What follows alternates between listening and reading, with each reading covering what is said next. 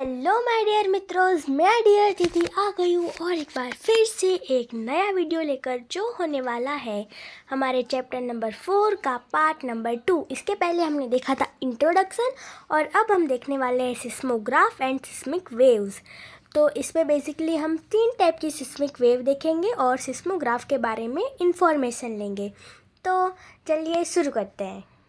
अब हम देखते हैं सिस्मोग्राफ के बारे में। तो सबसे पहले कि the science that studies earthquake is called seismology. अभी ये आपको करना है हाईलाइट कि the science that studies earthquake is called seismology. ठीक है, सिस्मोलॉजी ये मतलब ऐसा ही कि जो साइंस अर्थक्वेक के बारे में पढ़ता है, इंफॉर्मेशन लेता है, उसको हम बोलते हैं सिस्मोलॉजी। सिंपल। अब हम देखते हैं कि the word seismology is derived from Greek word seismos which means earthquake. मतलब जो ग्रीक वर्ड है सिस्मोस उसका मतलब होता है अर्थक्वेक, और अर्थक्वेक से ही मतलब ग्रीक वर्ड से ही हमें सिस्मोलॉजी जो है पूरा वर्ड मिला। किससे मिला? सिस्मोस से, जो है ग्रीक वर्ड। और आपको इसको भी करना है हाईलाइट, ठीक है, क्योंकि ये आपको एग्जाम में पूछ सकते हैं 1 सेंटेंस और सो ऑन में। ठीक है, अब हम देखते हैं information about earthquake intensity and the point of origin can be obtained from the seismograph. अभी अर्थक्वेक जो है वो कौन से पॉइंट से चालू हुआ, फिर उसकी इंटेंसिटी कितनी है कि 5 इंटेंसिटी है, 7 इंटेंसिटी है, ये वाला हो गया।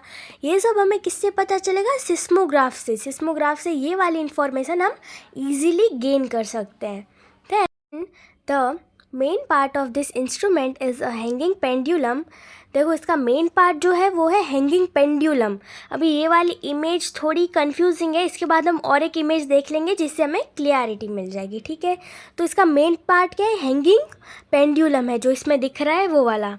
Then the upper end is attach to a pillar. अभी देखो उसका एकदम ऊपर वाला जो पार्ट है वो तो एक जगह पे अटैच्ड है, बट उसका जो नीचे वाला पार्ट है वो किसी के साथ अटैच नहीं है, वो फ्री है। वो एकदम कैसे वो क्लॉक आती है जो ऐसे उसके नीचे पेंडुलम होता है और ऐसे ऐसे मूव करती रहती है, उसी तरीके से ये भी एकदम फ्री है, वो जिस किसी से अटैच नहीं है।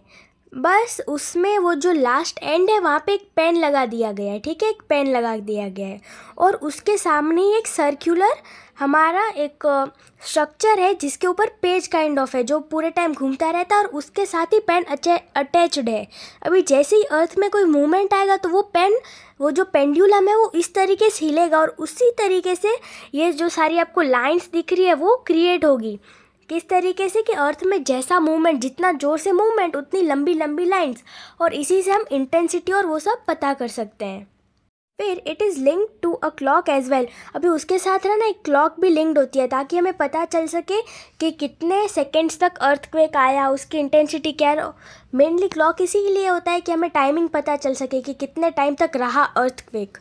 फिर during earthquake lines continue to be drawn on the paper depending on the magnitude of vibration being linked with the clock time. It is also recorded। वही मैंने अभी जो बोला है वही कि उसमें जो है लाइन उसी तरीके से ड्रॉ होती है जैसी मूवमेंट अर्थक्वेक के टाइम होती है, और उसके साथ एक क्लॉक भी अटैच्ड है जिसके कारण हमें टाइम भी पता चले। अब हम देखते हैं और एक इमेज सिस्मोग्राफ की। ठीक है, ताकि माय डियर मित्रों को एकदम क्रिस्टल क्लियर हो जाए। ठीक है, तो देखो यही देखो, ये जो हैंगिंग पेंडुलम है और यहाँ पे पेन भी आपको दिखेगी और ये रोलिंग है, तो इसके कारण कैसे लाइन ड्रॉ हो रही है।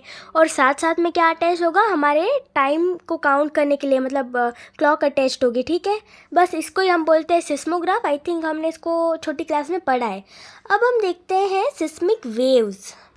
उसके पहले एक हम थोड़ा देख लेते हैं कि by comparing the graphs recorded on seismograph kept on different places it is possible to obtain information about the focus and epicentre of the earthquake in India. There are record earthquake are located in Mumbai, Kolkata, Delhi, Dehradun, Hyderabad and in Gujarat at Rajkot, Vadodara, Gandhinagar etcetera.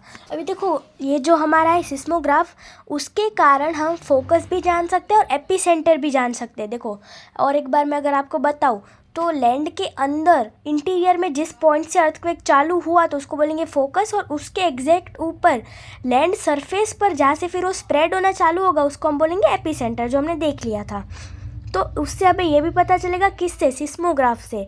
और ये वाले seismograph जहाँ पे है और ये पूरे centres कहाँ कहाँ पे, तो ये मुंबई, कोलकाता, देहरादून, ये वाली सारी जगह पे, और गुजरात में हमारा वडोदरा, गांधीनगर, राजकोट एक्सेट्रा। ठीक है, अब हम देखते हैं हमारी सिस्मिक वेव्स, आई मीन के 3 type of seismic wave are recorded on the seismograph. अभी जो सिस्मोग्राफ है उसमें 3 टाइप की वेव मेज़र होती है। अभी देखो, प्राइमरी वेव मतलब हमारी पी वेव, फिर सेकेंडरी वेव मतलब एस वेव, और सरफेस वेव मतलब एल वेव। तो ये वाले जो सारी तीनों वेव है वो किसका पार्ट है, वो सिस्मिक वेव का ही पार्ट है। ठीक है, सिस्मिक वेव 3 प्रकार की होती है। तो कौन कौन सी, प्राइमरी वेव, सेकेंडरी वेव और सरफेस वेव। अब हम देखते हैं, सबसे पहले देखो इसमें एकदम शॉर्ट में पहले आपको दे दिया है कि अराइव फास्ट, ये वाली जो वेव, अगर जब भी प्राइमरी वेव्स वाला अर्थक्वेक आएगा तो वो एकदम फास्ट होगा। क्या होगा, फास्ट होगा। फिर अराइव फर्स्ट मतलब ये वेव सबसे पहले पहुंचेगी। अगर हम तीनों वेव्स का कंपेयर करें तो ये वाली वेव सरफेस पे सबसे पहले पहुंचती है, और ये सबसे ज़्यादा फास्ट भी है। और ये लिक्विड और सॉलिड दोनों मीडियम में हमारा जो है वो चल सकती है, मतलब can travel through solid, liquid and gaseous, मतलब तीनों मीडियम से इसको कोई आड़ा नहीं आता, उसको जहाँ जाना होगा वो वहाँ पे जाएगी। ठीक है, हमारी प्राइमरी वेव्स। अब देखते हैं सेकेंडरी वेव के अराइव सेकेंड।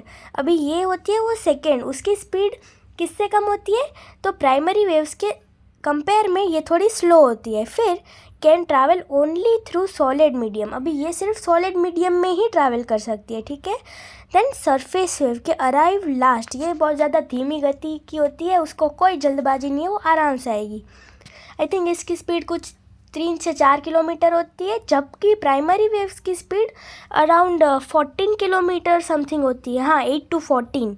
देखो, अभी सरफेस वेव दूसरा क्या है कि लार्ज एप्टीट्यूड, ये जो होती है वो उसकी इंटेंसिटी बहुत ज़्यादा होती है, इसके कारण ही मोस्ट डिस्ट्रक्शन होता है। सबसे ज़्यादा डिस्ट्रक्शन कौन सी वेव क्रिएट करती है, तो वो हमारी सरफेस वेव करती है। देखो, हम इमेज के थ्रू भी समझ सकते हैं कि यहाँ पे देखो जो इमेज है ये किस में रिकॉर्ड हुई है, हमारे सिस्मोग्राफ में। तो प्राइमरी वेव को कैसा दिखाया गया है, छोटा और फास्ट, कि उसमें बहुत जल्दी जल्दी वो आती है बट वो डिस्ट्रक्शन कम क्रिएट करती है। फिर सेकेंडरी वेव्स, तो उसकी स्पीड देखो फर्स्ट से थोड़ी घट गई क्योंकि उसकी स्पेसिंग बढ़ गई ना, उसके कंपेयर में जो लाइन्स है उनकी, तो वो इस तरीके से आएगी। और अब हम देखते हैं सरफेस हो, तो ये देखो स्लो है, सबसे स्लो है क्योंकि इसमें स्पेसिंग सबसे ज़्यादा है, और ये एकदम अप्स एंड डाउन्स भी इसमें काफ़ी ज़्यादा है, वो बार बार ऊपर नीचे हो रहा है। जबकि सेकेंडरी है उसमें हो रहा है बट इतना ज़्यादा नहीं हो रहा है, इसलिए सरफेस वेव सबसे ज़्यादा डिस्ट्रक्टिव होती है। अब हम तीनों वेव को थोड़ा डिटेल में समझ लेते हैं। ठीक है, सबसे पहली हमारी है प्राइमरी वेव, जिसको हम बोलते हैं पी वेव और लॉन्गिट्यूडनल वेव। के there waves have the highest speed होती है। फिर सरफेस पर भी सबसे पहले यही पहुंचती है, hence they are the first to be recorded on the earth station. अभी अर्थ स्टेशन क्या, तो वो एक ऐसा जगह है जहाँ पे सारे इन्फॉर्मेशन आती है अर्थक्वेक रिलेटेड, और ये स्टेशन सैटेलाइट से भी कनेक्टेड होता है, रेडियो से भी कनेक्टेड होता है, ये वाली चीज़ हो गई। तो यहाँ पे सबसे पहले ये हमारी प्राइमरी वेव रिकॉर्ड होगी क्योंकि वो सबसे ज़्यादा फास्टेस्ट है। देन वो सॉलिड और लिक्विड दोनों मीडियम में ट्रैवल कर सकती है। फिर अगर वो देखो सॉलिड मीडियम में अच्छे से चल रही है बट जैसे ही वो लिक्विड मीडियम में एंटर करेगी तो उसकी स्पीड जो है वो डिक्रीज़ हो जाएगी, और उसकी 8 to 14 किलोमीटर पर आवर की स्पीड है। ठीक है, 8 to 14 किलोमीटर पर आवर की हमारी प्राइमरी वेव की स्पीड है। देन फिर देखो, जैसे ही मीडियम की डेंसिटी चेंज होना, मतलब सॉलिड टू लिक्विड में जाना, तो वैसे ही उसमें चेंजेस हो जाते हैं, बदलाव आ जाते हैं इस वाली प्राइमरी वेव्स में। अब हम लोग देखते हैं सेकेंडरी वेव्स के the speed of this wave is less compare to the primary wave. इसकी स्पीड होती है बट प्राइमरी वेव से कम होती है। Then they can pass through only solid medium. अभी ये लिक्विड विक्विड में नहीं जाएंगे, हम लोग सिर्फ सॉलिड में जाएंगे। इनकी ऐसी दादागिरी है कि भाई मैं तो सॉलिड में ही जाऊँगा, मैं लिक्विड में नहीं जाऊँगा, ऐसा वाला है। ठीक है, इसको हम बोलेंगे सेकेंडरी वेव। फिर in there waves particles move up and down at right angle to wave direction, मतलब इसके particle up and down motion में फ्लो करते हैं। Then they are similar to light waves. अभी एक लाइट वेव्स आती है वो इससे सिमिलर है, बस आपको इतना समझ लो कि वो किससे सिमिलर है, तो लाइट वेव्स से। लाइट वेव जो थोड़ा माथाकूट वाला है, आप थोड़ा भूल जाओगे, तो इसलिए बस इतना याद रखो कि वो सिमिलर है। Then they are end up in sea, और देखो क्योंकि वो लिक्विड मोशन में फ्लो करने से ना बोल देता है कि भाई मैं नहीं करूँगा, तो उसका एंड भी कहाँ जाता होगा, लिक्विड मीडियम में जैसे ही एंटर करेगा या सी के पास जैसे ही पहुँचेगा उसका एंड हो जाएगा। कि they also penetrate to greater depth from earth surface, मतलब ये ऐसा है कि वो अर्थ के सरफेस के अंदर, हम ऐसा बोल सकते हैं या तो वो अर्थ के अंदर से बहुत तो डेप्थ से ओरिजिनेट होता है, या तो ओरिजिनेट होने के बाद वो डेप्थ तक पहुंचता है, बहुत ज़्यादा नहीं बट पर्टिकुलर डेप्थ तक वो पहुंच जाता है। अब हम देखते हैं हमारा सरफेस वेव्स जो है मोस्ट डिस्ट्रक्टिव।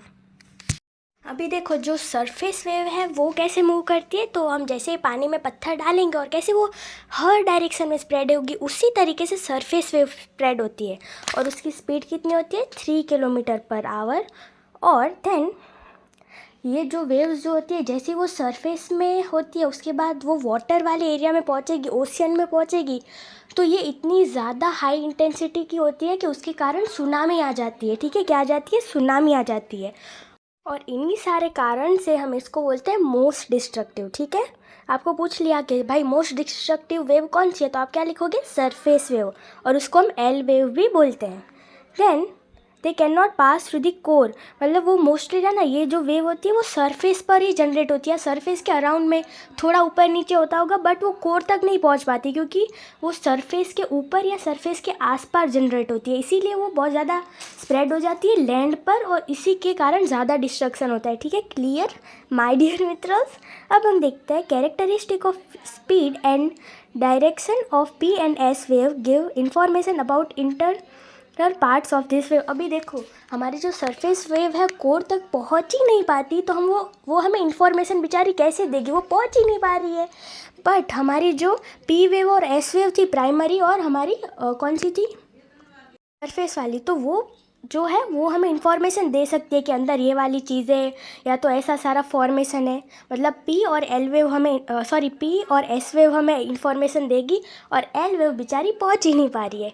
तो माय डियर मित्रों, इसी के साथ हमारा वीडियो होता है कंप्लीट, और कल मिलेंगे हम नेक्स्ट टॉपिक के साथ। तब तक के लिए माय डियर मित्रों, टेक केयर एंड बाय।